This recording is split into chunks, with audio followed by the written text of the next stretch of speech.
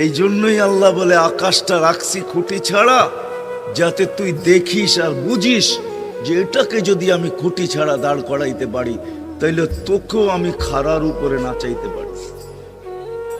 তোর বাবা দরকার ছিল বিশাল সূর্যটাকে যদি আমি মহাশূন্যের ভিতরে রাইখা যদি আমি এটাকে ঘন্টায় 6 লক্ষ কিলোমিটার বেগে যদি দৌড়াইতে পারি, যেটা তোদের দুনিয়ার থেকে 13 লক্ষ গুণ বড়, আমি আল্লাহ যদি এটা পারি, তাহলে তোর মতো 3.5 একটা মানুষ, 6 ফিট 6.5 ফিটের একটা মানুষকেও আমি বাধ্য করতে পারি।